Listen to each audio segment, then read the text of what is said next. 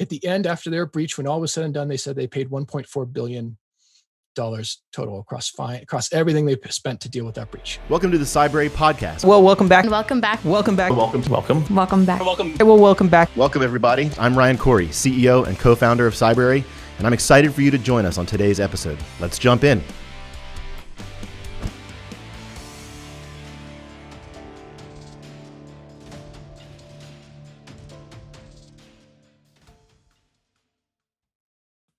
Hi, everybody, and welcome back to another episode of the Cybrary podcast. Today, I'm joined by Mike Gruen, the VP of Engineering and CISO at Cybrary, as well as Patrick Walsh from Ironcore Labs.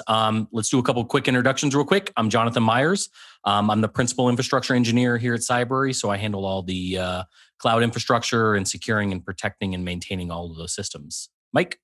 Yep, Mike Gruen, VP of Engineering and CISO here at Cybrary, responsible for all the technology and security and overseeing the platform and software development. Awesome. And Patrick, welcome to the podcast. No worries.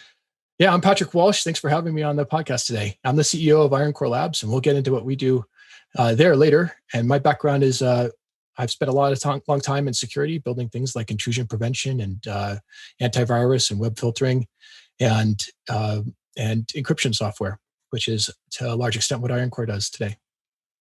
Let's see where to start encryption. We always have this fun back and forth where we start to kind of troll our guests on how government backdoors are the best thing possible for everybody's security, and there's no flaws in that logic. So I'm interested in your take on, because I think with this new administration coming back and certain other things changing, we might start to see the bills about government backdoor encryption kind of starting to make its rounds again. And I'm curious to where you stand on the matter. Oh, yeah. We'll definitely see the bills. There's no question about that. It's just a question of how far do they go. But yeah, I'm curious what your thoughts are. Yeah. Well, obviously, I think the problem with a lot of what's happening in the world today is that people aren't securing their data, right? You get into the network. Why don't we make the assumption that people are already in the network? Why don't we secure the data?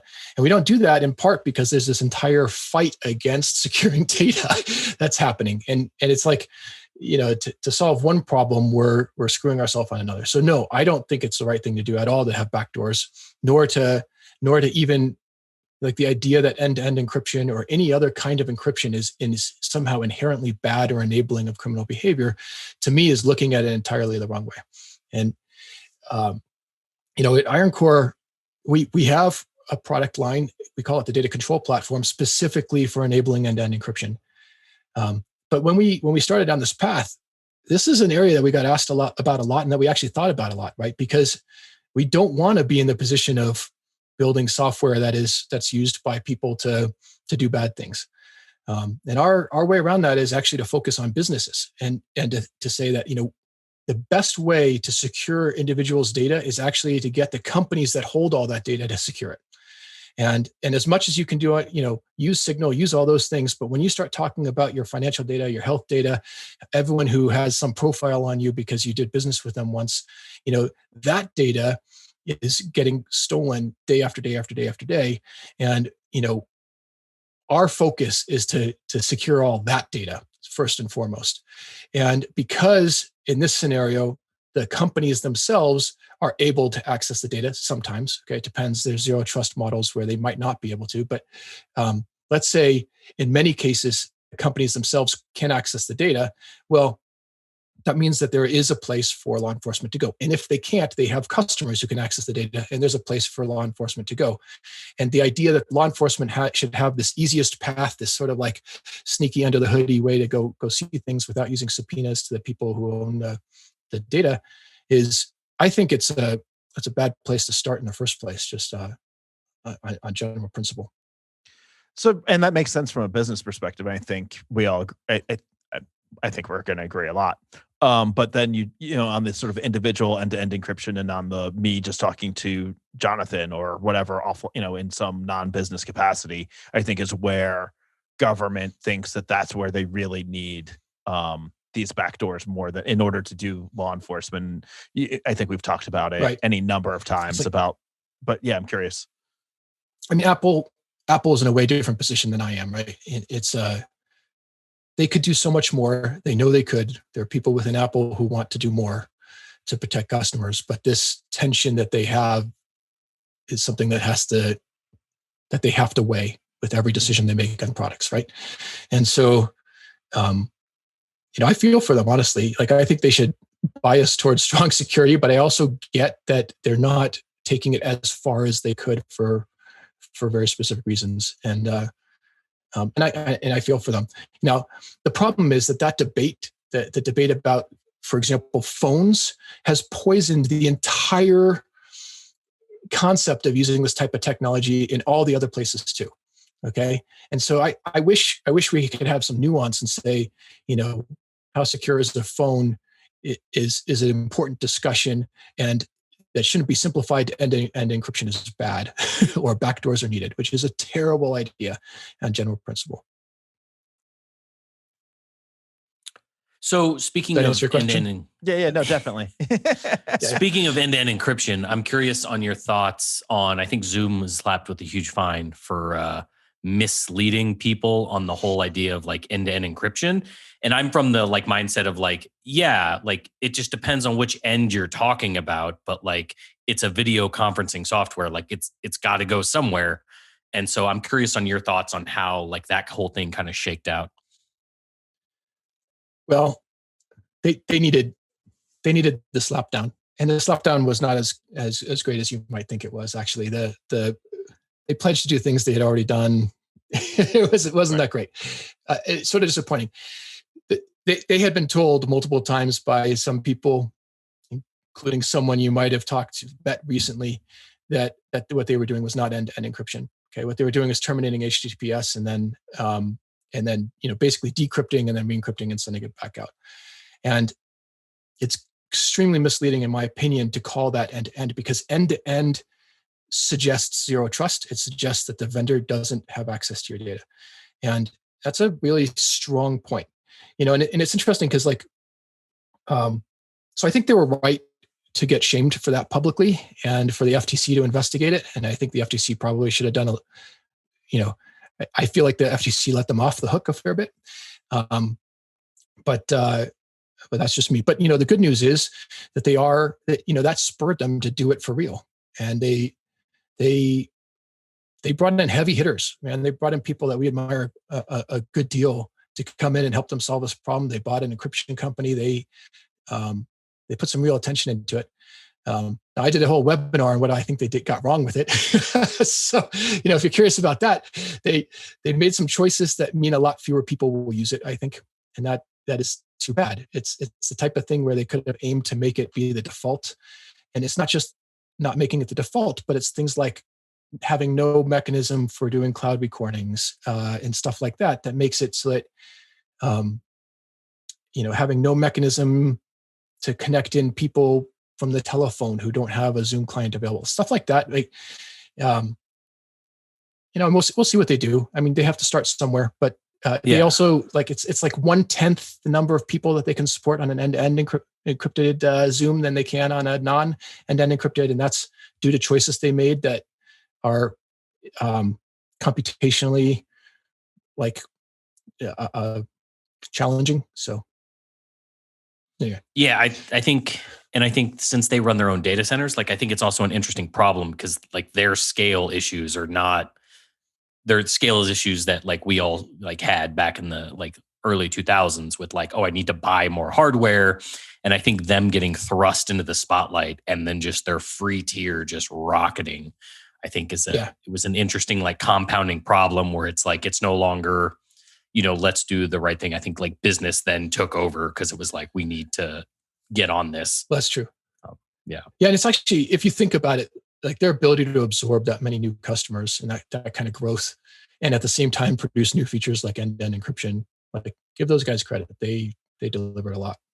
Yeah. And I mean, not just the individuals, right? There's individuals, all of a sudden every school defaulted to Zoom, or maybe not every school, but tons of schools.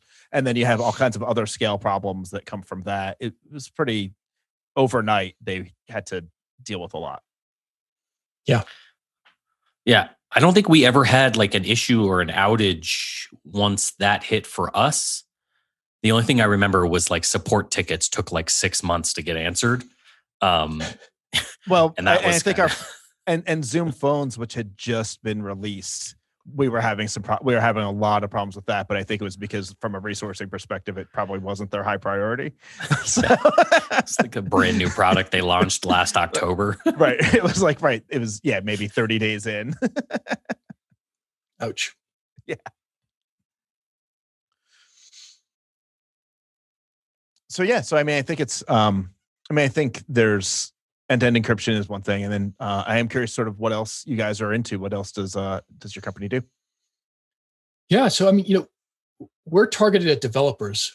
And so we're specifically trying to help people who are building applications who hold sensitive data, whether it's just personal information about folks or it's health or financial or whatever, deal with that data in a way that keeps it safe. And so it's a little different than your average. We're not selling to the CISO. Mike, we would love to sell to you, but probably not. Although you said VP engineering and CISO, so you actually might be perfect for us. But but typically not, right? Because we are selling to people who are building stuff and who understand that they need to design with privacy in mind now. And so we have two main product lines. One we call the data control platform, and that one's cryptographic access controls. So it can be built to be zero trust and end-to-end, like we talked about, but it doesn't have to be end-to-end. What you do is you have every single user, every system in the environment has their own public and private key pair, and you can basically determine who gets to decrypt what independently. So it's like, here's a piece of data, and it's a piece of PII that's highly sensitive. Okay, now I'm going to independently determine whose keys can unlock that, and that's all cryptographically backed. So it's super cool, and it can be used for all types of systems. It also takes a lot more thinking to build with that, right? It's a little different paradigm than most people are used to in terms of how that stuff works, and so it has its own barriers to adoption for some people. Now, not for everyone. It's actually quite easy to use, but you have to mentally understand that everywhere you access the data, you have to have permissions to access it. Right?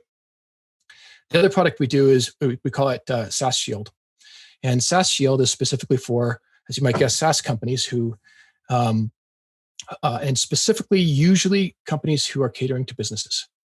So if you're a SaaS company who sells to a enterprise especially, you probably have to offer some very specific security features like single sign-on. And the thing that we've noticed in the market is that lots and lots of bigger companies especially, and regulated companies, have been asking for something called customer managed keys. And the idea is that you encrypt each tenant, each of the SaaS customers' data with a separate key, and that the customer gets to control of that key in some way, shape, or form. Maybe they get to upload it, or maybe they actually hold it in their own key management server and it calls out to them. And the advantage of this for them is that they get all this extra insight into how their data is used, because they get to audit trails when their data is unlocked. And they get the ability to revoke access to their data if someone shows up in the news the next day, right? So, and that transparency is huge. I think is sort of one of the, I think it isn't often talked about as the headline when we talk about encryption, but in this specific case with customer managed keys, it is the headline, right? You get to see how your data is being accessed. You get to know whether or not someone in your cloud provider is peeking at your data or not, and probably knowing that changes the behavior all by itself, right? And or whether or not law enforcement has a subpoena that's subpoenaed your SaaS provider to unlock your data and is now or maybe they don't unlock it. So I could tell you that Salesforce, for example, offers platform encryption, and it's a customer managed key offering where you can actually hold your own keys if you elect to. And in their case, when they get subpoenaed for data, customers who have platform encryption turned on, they deliver the encrypted data. They're just basically dumping the database, and it's opaque encryption on those fields, right? And in order for them to produce data that would be decrypted, there would have to be a government that could compel them to change their software to go make a way for them to scrape the database in a decrypted form, which they don't. And so that's, don't it's currently have. Like there's an asterisk. Based on people I've talked to who work there today, it is strong subpoena protection.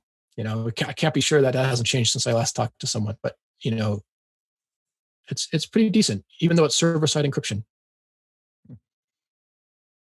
So going back to your data control thing. I'm curious because you talked about who your like ideal customer or whatever. I'm curious on how that works because you're basically selling to a developer that's like has to make that decision, right? Like, and I'm wondering what your thoughts are on the market because based on what I've seen, I don't know if I have met a developer that would think of that thing like first as he's building something, as opposed to just going and saying, we'll fix it later, where I feel like your solution later on is just infinitely more complex to kind of bolt on, if you will. Yeah, you're right. Yeah, I wish I could say you weren't. The folks who want this kind of data control the most are the largest enterprises with the most legacy applications that in many cases they have no idea what all is even touching the data. And there's a fear factor to starting to change that. I would argue that if you don't know what's touching your data, maybe the first thing you should do is lock it up and figure out what breaks. But that's not necessarily. Yeah, we've learned a lot. We actually started with the data control platform. We still use it. It's actually underlies our Sas Shield product as well. And so these things are interrelated. But the fact is, it is easier to use it, to adopt. You can adopt it if you're not building something new. It's certainly you definitely can, but it's easier to adopt when you're building something new. So that is the better place, and it's most often larger companies. Although that's been changing. Actually, a lot has been changing. With Zoom doing end-to-end encryption, with Ring announcing they'll have end-to-end encryption by the end of the year. We've seen a bunch of interest out of the video conferencing industry, and others as well. It's picking up, and this is what's interesting to me. For all the things that COVID has brought us that aren't so good, one thing that it has brought us that's maybe, from my perspective, good for multiple reasons is a increased scrutiny of security for remote workforce, and that leads to stronger privacy and to thinking about things like end-to-end encryption. Like if we're going to use these cloud providers, how do we really trust them? And if we're using a ton of cloud providers, as most companies are, how do we make sure that all the data that we have that's scattered across all these things isn't at risk? And it's like the cloud supply chain, right? If you're thinking about your supply chain attacks and you think about the cloud aspect of it, it's just, what do you do? How do you make sure that that's good? And you can extract all kinds of promises all day, and you can listen to as many trust me speeches and have as many like Cloud Security Alliance spreadsheets filled out as you want, but you don't really know if people are lying. You don't really know if they're looking at your data, right? None of that counts for much. It's a lot of paperwork. And so these kinds of like customer managed keys, end-to-end encryption, it's been interesting to watch it develop because we kind of got into the market a bit early, and it's developing fast around us. So would you say, going back to like who sort of is your customer, is it someone who's more the VP of engineering type, who's responsible for overall software development, understands, who's probably not the one who's going to be doing the actual implementation, but understands the importance of all of the security aspects and the rest of it? Is that... We see architects and VP engineering are probably our primary two starting personas, but probably architects a little bit more. So, you get the people who are responsible for deciding how you're going to build something are interesting in what, or the people who are most interested in what tools are available. And they're probably the people who are keeping an eye on all the requirements coming out of things like GDPR and like the implications of the consumer, California Consumer Privacy Act and stuff. Like that stuff is, if you're paying attention, it should have you frightened. Right. CCPA, did you know, like CCPA has a thing called a private right of action. It's like the smallest little piece of it. The vast majority of that is all about transparency and making sure that, if you're going to share the data with someone, you have to like disclose that, right? That's the tons and tons of language about that. And then they have this little bit that says, oh, and by the way, if you get breached, anyone affected can sue you, even if they don't have damages. Right. And that's the thing. That is the thing that is going to change everything. We haven't seen a big lawsuit yet. We haven't had a big breach since it went into effect this summer, but that's only because you can't sue that's only because you can't sue the government. Well, that's true. Well, we'll see. SolarWinds. There's going to be a thing that's going to happen. I don't know what it's going to look like, but yeah. So like take Equifax. If Equifax had been breached since this summer, okay, they at the end after their breach, when all was said and done, they said they paid $1.4 billion total across everything they spent to deal with that breach. Okay. To put that in perspective, when they were breached, they had $4 billion in the bank. So that basically cost them a little more than 25% of what was, maybe 30% of what was in the bank. If CCPA had been in effect and just affected 50% of California adults sued, it would have been a minimum of 1.7 billion in fines from California and as much as 14 billion. Right? Shit. That's potentially company ending. That's like a whole other level. So which does bring back to, like, sorry to interrupt you, but that brings back to like a conversation we've had in the past about, I think we were talking about cybersecurity insurance and like this whole notion of, there's a point at which if you have a large enough marketing budget, you can just survive anything. Like Equifax pretty much, Target, companies like that get these breaches, they can sort of get past it because you just put out enough marketing material and people will just learn to trust you. Zoom probably falls in the same category. And so I think it will definitely change that dynamic because now the breach will cost that much more. It's not just the lost revenue and the marketing dollars to get past that plus whatever the damages were. It's now the damages are going to far outweigh the rest of it. This is the scale is way different than it was before. And it's not clear whether or not cyber insurance would even be able to pay these fines. So in California, they have another law that says that if there's that you can't use insurance to pay for statutory fines. So the question is, this is meant to punish for bad behavior. Does it fall into that or not? Hasn't been tried. I don't know. I don't think anyone knows, but it's entirely possible that not only would insurance companies not want to pay it, but it might not be legal for them to pay it on your behalf. Right. Interesting. That would be interesting. I was not aware of that point. That's frightening. Easy question. Do you think somebody could just put in their terms and services of agreement that, like, if you're located in the state of California, you're waiving all right to... Yeah, you can't. I don't think you can waive away. That's interesting. The waiving away your right to a class action suit. I don't know the answer to that. I would think not, because again, it's meant to punish for bad behavior. But that would be interesting if you could. No, I think the only thing you'd be able to put in there is that, like, California residents aren't allowed to use your service. Like, you're not allowed. Yeah, that's what I'm saying. Is like that would be, I think, after the first major breach, that a lot of companies, as they're catching up, are just like, cool, if you're in California, your platform is now locked, right? And I think that's becoming less and less of a thing because, like, so many people used to live in California, but now, COVID and everything, people are leaving. So now it's like, it's like we're blocking Montana. It's like, less than 1 million people, blocked. Like. I think that'd be interesting because a lot of people did that for GDPR when it first came out. They were just like, cool, like nobody in Europe thinks, Right. If I'm a US based company, right, I just won't bother allowing people from the from the EU in. But that doesn't really scale.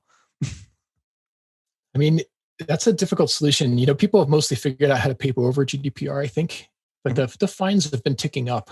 And so it'll be interesting to see how that develops and how it changes behavior. Because at the end of the day, no one is requiring specific measures. No one's saying you have to encrypt that data, or, well, to the extent that that's happening, it's mostly often like HIPAA land or something.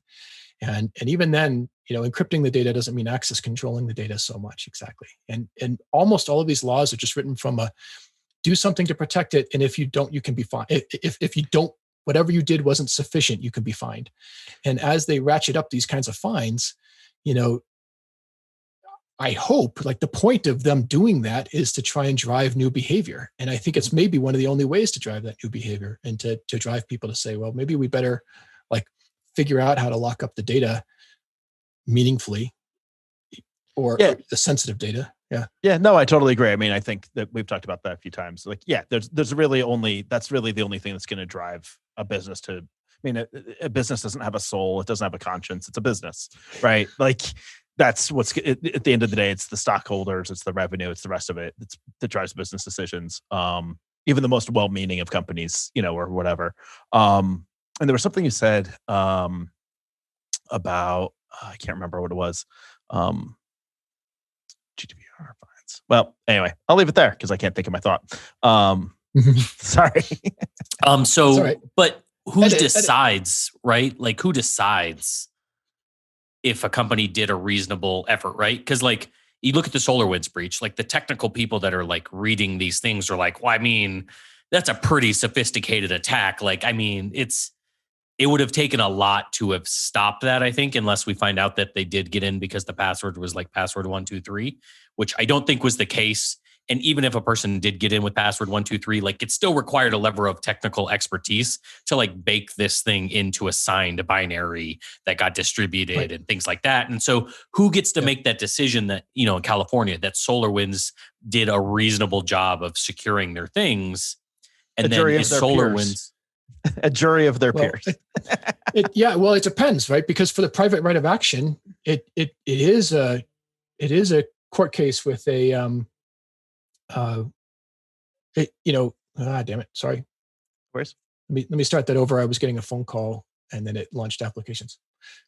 Yeah, in California, so there's two things, right? Because there's the privacy penalties, which I don't know. I don't think they would apply to SolarWinds, but let's pretend for a second that SolarWinds coughed up a bunch of data as part of this. And well, what about their customers? If they did, that would be the AG. What about their customers' data? Customers that were using SolarWinds that effectively, like Microsoft Office, you know, got breached. And so that has customer data. Yeah. The funny thing is that with the SolarWinds, it's mostly business to business. And these laws about personal information, it doesn't really play in on this. So I actually think SolarWinds will dodge a fair bit of that. I mean, I think they may well get lawsuits. They will certainly get lawsuits, but I don't think it'll be coming under like CCPA, for example. I think it'll be total other things. Supply chain attacks to me, the thing is, we talk about how sophisticated it was, but they've been around forever. It's not the first time we've seen an update server be poisoned, and not by a long shot. I mean, heck, if you're a developer and you're pulling JavaScript libraries, it seems like it's happening a lot. So, it's actually kind of scary because in some cases, if people pull open source software and other things, you can't use software today that isn't somewhere using some open source thing that no one really actually knows who's maintaining that or who's sliding in things. And so there's a lot of ways for this type of attack to work. And you can't meaningfully audit all the code all the time. There's no way anyone's doing that. And so we have a pretty serious problem. Because didn't they examine the SolarWinds code that got like inserted, and it's like most people wouldn't have caught that, right? Like it was a arbitrary thing that like if once it's written in there, if nobody touches that file, a lot of the time scanners won't pick it up and things like that. And then it's so arbitrary looking that, it was made to avoid scans, and it's an ongoing battle. And we've seen that. Yeah. Apple's SSL library was weakened, right, by a single line change in code that was really hard to spot, right? And we have we've had similar things happen with Juniper and their VPN stuff. And if it's done well, it's done cleverly. Even if people are watching the code, it can sneak on by.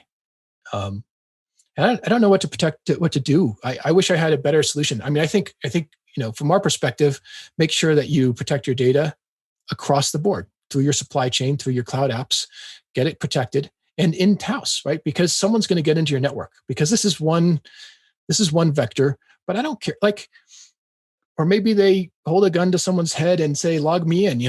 There's always a way into the network. Right. So why don't you figure out what's going to happen once someone's in and focus on that part of the problem? Because it drives me nuts, because we're going to get a ton of money that's going to go into, securing update servers or something.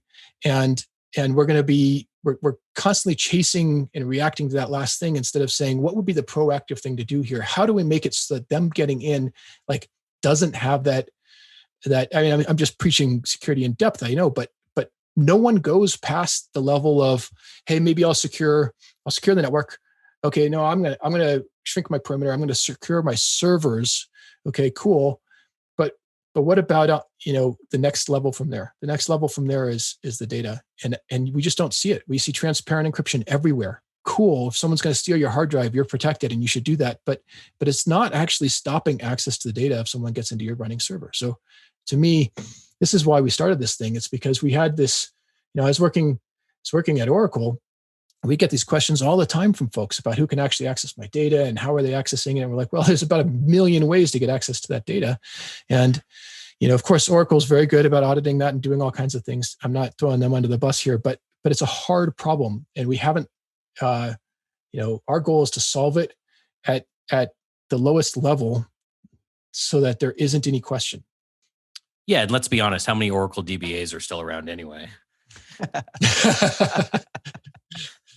No, but I think it's a very difficult problem, right? Like, especially, I would say it's startups, right? Because I would argue the easiest place to fix it is right when you start. But the problem is startups, the people they're hiring at the moment, that security person, like an infrastructure person, anybody like that is not a first 20, 25, 30, 35, 40 maybe hire. And so you're hiring like an engineer that's full stack, that does everything. Yeah. And you basically have to assume he's got the foresight to do all of these things. And chances are, if you found that person, he's not going to work for you for equity. And so I think it's a very challenging problem to like bolt it on after the fact. I would say, especially with all the different departments that want access to the data early on, because now everything's data driven. So you have marketing that wants all the stats, even though they don't know what to do with it. It's just, I want all the data. And then you got salespeople that want all the data, and it starts going everywhere. And then it's, anytime you try to implement something, you're going to break that flow. And I don't know if you can do that in a lot of organizations where they're like, oh yeah, we'll totally go down for a week and not have any information and just stop selling the product. And I think that's the problem, because then you're trying to think about, well, how do I dual this as we're starting to, do this, or like roll it out, or like, let's get to that line in the sand where we can roll it out overnight. And those don't happen. Yeah. I mean, that's our pathway, right? We built the hard stuff. Now we have to find ways to slot it in so that it's as, we minimize disruption as much as possible so that it is more possible to bring in, and that's what we're working on, is things like that make it much more turnkey, that don't require necessarily a development project or take on the risk of things. To your point about startups, I mean, a lot of startups are started by smart people who are smart enough to know, and they want and want privacy.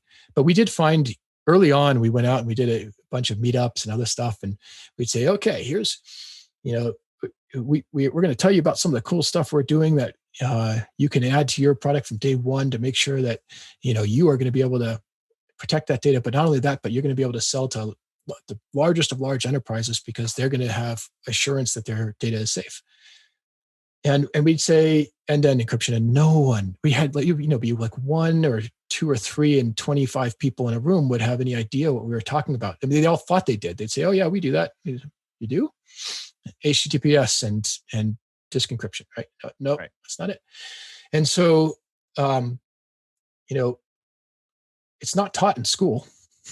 Clearly, it's this is stuff where some people are clued in, but it's the minority. And so, I think the ultimate thing is that to make the major ecosystem tools easy to use, so that you're just choosing the thing that has a reputation for being secure, and then you're not worrying about the rest of it a whole lot. And so then when you're choosing your database, or you're choosing your whatever, you're making a choice probably largely on reputation, because the minority of people have vetted it, and that's where it has to get to. And then you need to get to a point where, people really are saying, like, now, are you using MySQL, or are you using like encrypted XYZ or whatever, right? And we start making these kinds of distinctions in the buying process, and then the whole thing tips over. But it's not it's interesting. We're seeing, like I said, we've had a huge pickup in interest. There's a lot of stuff happening, especially in the CMK stuff, but even also on the end-to-end stuff. There's a lot of smaller companies that feel like they need to be zero trust, because they're dealing in data and they don't want to be responsible for what could happen to it. And so I think this is, the picture is changing. It's not quite as bleak as you make it out to be, but like our starting point is pretty much exactly what you said.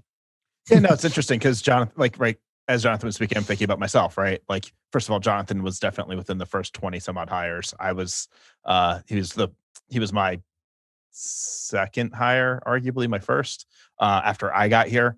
And yeah, I know before I got here, things were different. And then I got here and we started looking at how we do things and how we operate and adopting a better trust model and so on and so forth. And I do think, like, as you said, Patrick, one of the things that drives me is, hey, as a small company, we can either hire a ton of people to manage and deal with all this stuff, or we can build things in secure ways that minimize our risk. Let's use technology and leverage that to, I can't believe I just said leverage. Let's use technology to our benefit and not have to deal with these problems down the road, get it in earlier. And I think that the same is true for secure, whatever we're doing. It's always like, when I think about software developers, it's, if we want to add security in, it's just, how do we add it in such a way that, as a software engineer myself, how would I want to interact with this thing as just a software engineer without having to just make it easy for me? Just have it work like every other part of my CI/CD that I'm already accustomed to using. Just plug it into that, and we'll, if we want to get to like cell level encryption, and where every single individual has their own ability to decrypt and encrypt and read certain things, then yeah, we need a database that just supports that in a very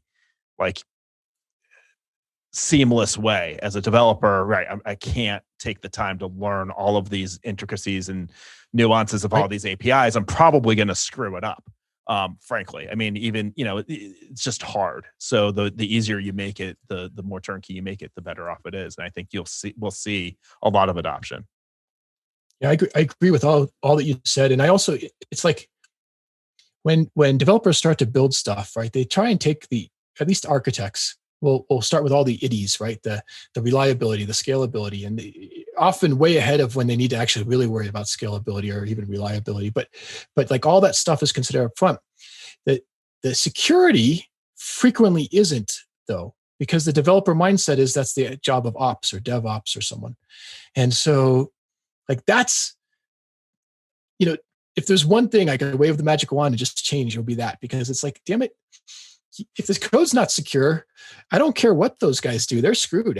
You're all screwed. And so, security ought to be right up there with all those other IDs right from the get-go. And if it's not, I think anyone you could talk about security development life cycles and stuff, which you should absolutely do, but totally insufficient towards security by design. And if you're not starting there, you're gonna be so screwed later. Right. I mean, it's the same as, it's like anything, right? If you start off not really thinking about scalability or extensibility, any of the other ones, right, later on you're going to pay the price when it comes time to scale up. Like, you're going to be, as a business, you might be at that point where, all right, cool, we have our X number of customers and we're ready to scale up our sales team. Let's go hit this hard. And then you start adding all those additional users, businesses, whatever it is, and your infrastructure is just crumbling under the weight because you can't scale the business because you can't scale the architecture. And it's true for security as well. You need to start, I think there's a lot of people, and maybe I'm spoiled because of the circles that I run in. There's a lot of people that feel that way. I think it's getting better. I think there's more security by design and by default up front. I'm optimistic about the future. Yeah, but I would also say that, at least, I think we've mentioned this before on the podcast, but a lot of the problems is, if we're kind of doing more advanced things and we're selling it to larger enterprises, the problem is trying to convey that to the larger enterprise, right? Like, they just want to know if your data is encrypted at rest and in transit, and that is it. And it's like, well, it's a little bit more complicated than that. And it's I think trying to get that going. Like, one of the examples I used is, like, they require an intrusion detection system. And it's like, well, yeah, that's great if you're running a traditional network with traditional things and you don't have all of these different services talking to these things. Like, the next gen of thing probably shouldn't be called an intrusion detection system. And so how do you answer that question, where it's like, if you say no, it's an automatic red flag, and they're like, cool, now we're going to go into a deeper review of your infrastructure. Right. And it slows down the sales process. And then so you have other people getting involved, and it rips you out of your day-to-day trying to get the architecture up to the next level of security and things like that. And I think that's a big problem that we kind of face is dealing with vendors that are, I don't want to say too far behind. They have different priorities, I guess, at the moment. Well, right. I would actually say some of our problems are that, especially when you're dealing with larger organizations, there's so many layers that the people who are able to make the decisions about the purchasing decisions need these boxes to be checked. But frequently, as soon as you get on the call with like the actual security team or whoever's really in charge, and you start talking, you say, "This is what we do," they're all like, "Oh yeah, no worries." But like, if for the larger organization, it's almost impossible for us to get that call, or when or it takes so long before we do. And that's that deeper dive. And I think I agree. I think that we have to do better about how we decide what is and isn't secure, and how do organizations we're building this whole supply chain of trust, and it works both. Like, the most likely place for you to get breached is not you, it's somebody who's in your supply chain. So Right. So I don't know how we address that. I think it's another big problem that's going to be almost impossible.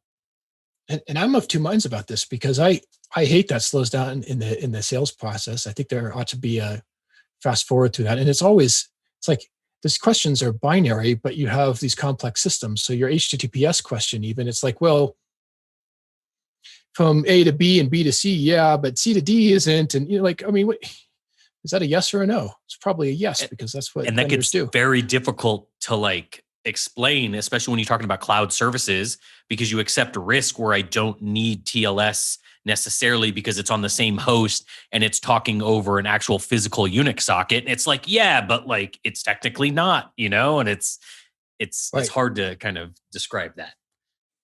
But the flip side of this is, if we didn't do that, no one would do any security.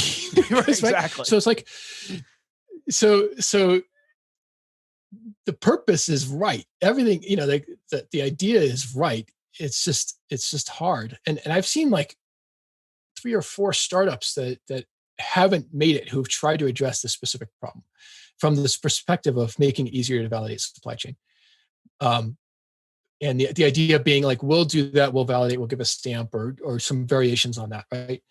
And it always has some promise, but somehow it's not quite right. I feel like there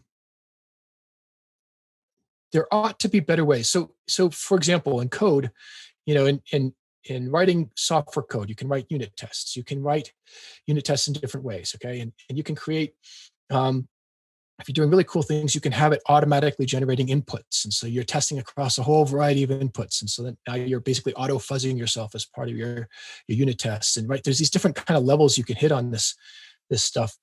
I feel like stuff like that being built in could give a lot more assurance. And we don't have, there's too many things, right? There's too many databases and backends that someone could be using, and too many different types of middleware, too many different programming languages, right? The landscape is so complex. It's hard to imagine something like that just universally works, unfortunately.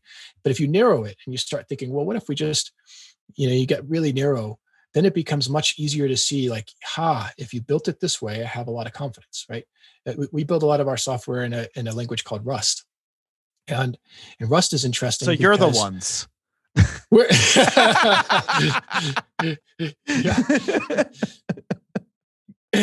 We've been on that bandwagon a little while though.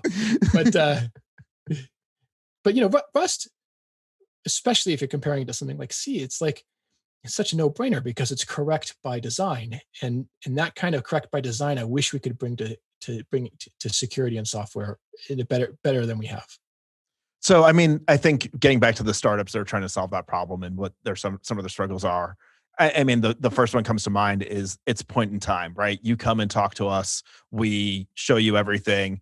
We practice continuous delivery. And that's one of the things that Jonathan and I think find frustrating a little bit with some of these questionnaires. It's yeah, this is true today, but probably in a week or two, some of the stuff might change, or we might decide that we want to move from this cloud to that cloud. And what does that mean for all of the documentation that we signed and said that we did 2 years ago? Do we need to go back to you and tell you oh, by the way, our architecture is completely changed?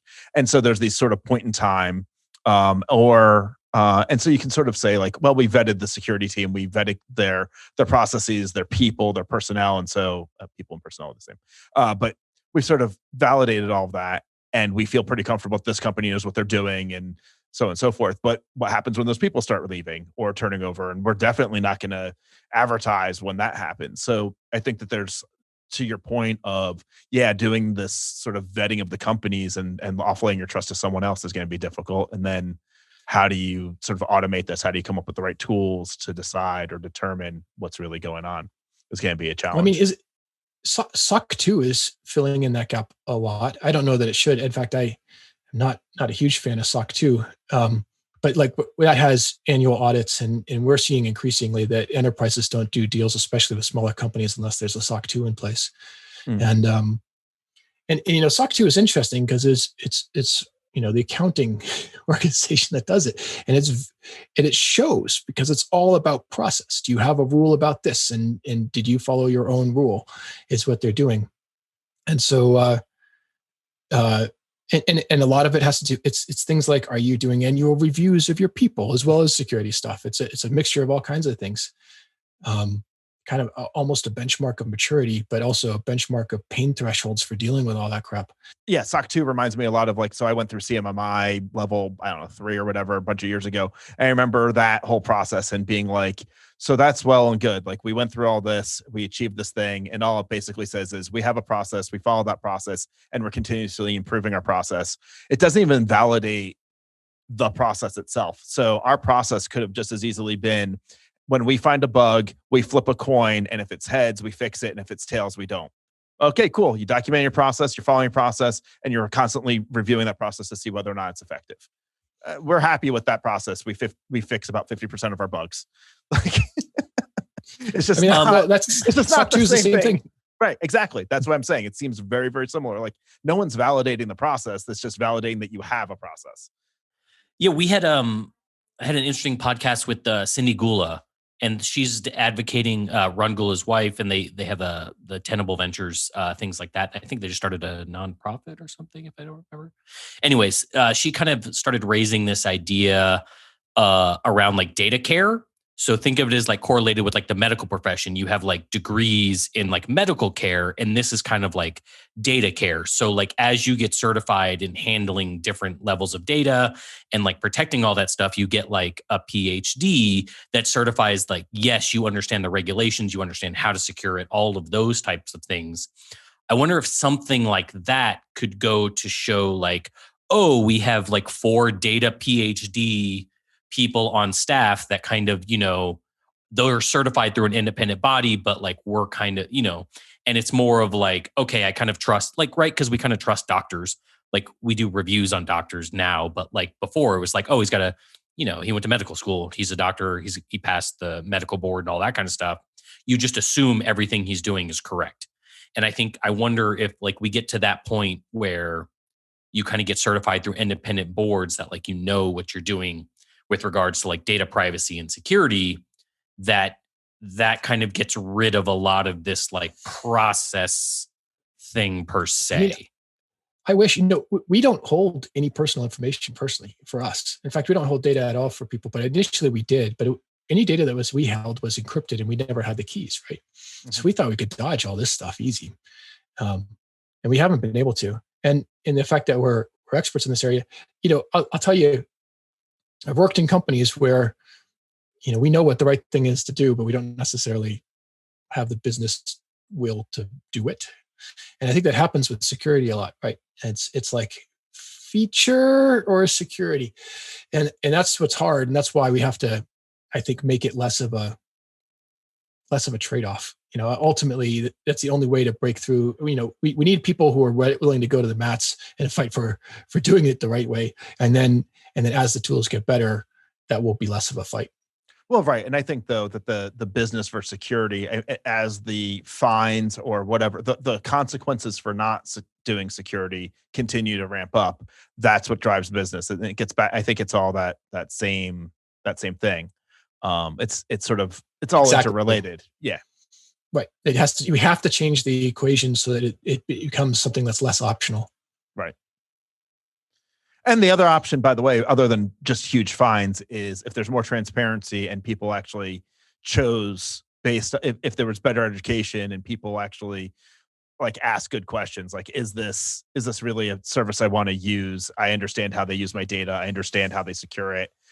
And I have recognized that that's like such a pipe dream because nobody's gonna. It's just not a realistic solution. But hopefully, for on the B2B side, we can sort of get to that point a little bit where some of these things happen. Where we're. I mean, yeah. This is our entire premise is that people can tell you all the great things they're doing, but you can't really be sure that they're really doing it or that they'll be doing it tomorrow or anything else, right? And so our premise is like this is all a lot of process approach to it that bleeds, efficiency out of every company it touches on both sides of the deal. And what if instead we had technical measures, customer managed keys? Like, dude, you get a full audit trail for every access to your data. You can shut it off. It's end-to-end encryption. Company can't even see it. Zero trust setup. Okay, they do things client side, right? It's Google versus Apple. Apple does facial recognition, so does Google, but Google does it on their servers and Apple does it on my phone. And it's like, people. Not many people are making the Apple choices today, but that I don't understand why not. I mean, it's also difficult, right? Because we're talking encryption. And so processing power on an end device is widely varied across the spectrum. And so especially with like Chromebooks, Pixel books, and things like that, and these zero clients are different, but like that type of thing, I think doing that encryption on that end device gets very difficult, and it starts to limit your customers. I would push back against that a little bit. I mean, if you're talking about an IoT device, maybe, depending on what we're talking about. But the fact of the matter is that, we have all these different layers of encryption. Even when we're talking about public key cryptography, all the public key cryptography is doing today, in most cases, is unlocking a symmetric key. Okay, it's the outer layer in envelope encryption. Almost everywhere you look, the innermost thing that's actually doing the encryption and decryption of the data is probably AES 256. Okay, and AES 256 is fast. It's not even our fastest. Like we have way better, but it's just not ubiquitous. And it's hardware accelerated across all the major chip lines. So, the power it takes, the both the CPU cycles it takes, et cetera, are minuscule. They're not noticeable. And it's why you can run. If you remember in the 90s, if you ever like used something to encrypt your whole hard disk in the 90s, your whole system was like stupidly slow. And now you encrypt your whole system, and there's like no noticeable difference between an encrypted drive or an unencrypted drive, right? It's because we've actually, that problem is a solved problem now. And the key management aspect can be slower. Public key cryptography is slower than like AES, for example, if that's what you're doing to manage the key and who has access. And there's lots of other techniques for how we get the keys. Maybe you have to go across a network. Maybe that slows things down. But once you get the key and you're going to actually encrypt and decrypt, the overhead is like microsecond stuff. Okay, not it's just minuscule. So I don't think performance is a barrier to encryption. I think usability of the data is something of a barrier in some cases. It doesn't have to be if you can process it client side. There's lots of technologies that actually work really well with encryption. If you're doing big data, for example, it's not that hard to put something in your pipeline that decrypts it as it streams off a disk, and you load a partition of data into memory. And then when we talk about things like, are we doing column level? Are we doing row level? Are we doing field level? It gets into how often do you have to fetch a new key or unlock a key kind of questions. But even that can be pretty, that can add up if you're doing it over and over and over again. So it really depends on the architecture, right? It gets into weird places, but in many cases that's doable. And then on the usability, we have all these great new things. We're working on an encrypted search product that's going to make it so that, hey, everything stays encrypted and you can search across it.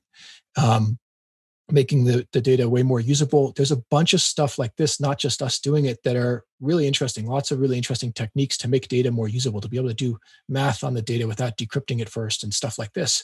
And even like Intel SGX, right, where you have these secure enclaves where, in theory, if there's malware running on the computer, it still doesn't get access to the data that you're unlocking inside there and processing. There's a lot of tools now at our disposal I think the number one problem is that most of those tools are too low level for most developers. And so, the question is there room for startups to come in here and do it? And will people pay for it if it's easier? Or would they rather use some free open source stuff and there's actually no business model unless a bunch of people get together and just collaboratively try and build it, which is a really bad idea when it comes to encryption. Right. But maybe.